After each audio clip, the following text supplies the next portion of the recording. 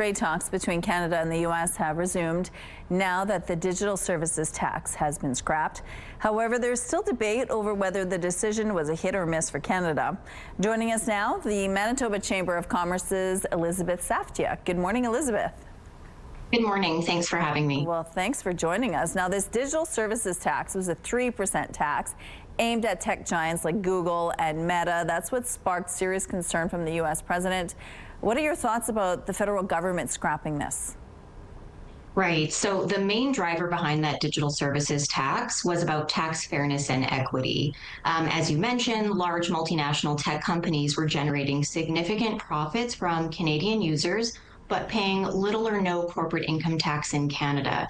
But there were two primary concerns.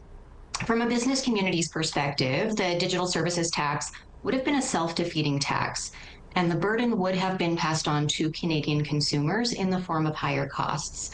Perhaps even more significantly, though, the tax was seen as being counterproductive for current trade negotiations.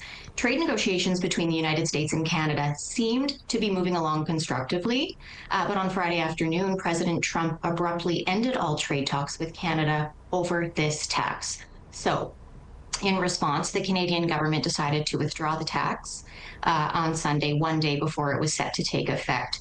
I would say this was largely influenced by escalating trade tensions between the United States and Canada's response was a strategic one, meant to preserve economic relations between the two countries and ensure that trade talks could continue. I would argue it was an act of good faith on behalf of the federal government. So you feel it was a good move to back away from this tax?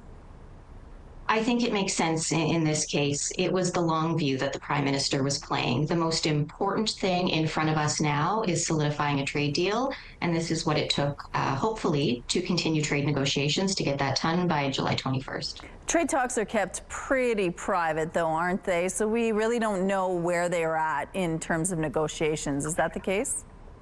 That's absolutely true. They are private, but I think outwardly everyone was feeling good about the trade talks. And so this news on the weekend really just showed that the U.S. relationship and Canada's relationship continues to be in a state of uncertainty. And despite our longstanding relationship with the United States, the challenge is that we are dealing with a president who has proven to be unreliable, who constantly changes his mind, and has created considerable uncertainty for business. And so until that uncertainty truly goes away, investors aren't going to be able to invest, we aren't going to create more jobs, and we aren't going to be able to meet our economic potential here in Canada. So until we have a new US-Mexico-Canada trade agreement, we will be in a state of uncertainty. I bring that up because it really emphasizes how important it is to finalize an agreement as soon as possible.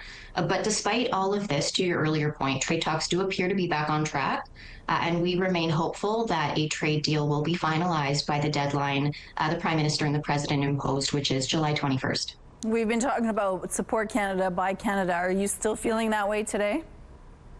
Oh, I think so. I think that Canadians are even more patriotic than ever because of what's been going on, and there is absolute appetite to support local. Well, thank you so much for sharing your perspective with us. We really appreciate it. Thank you so much for having me.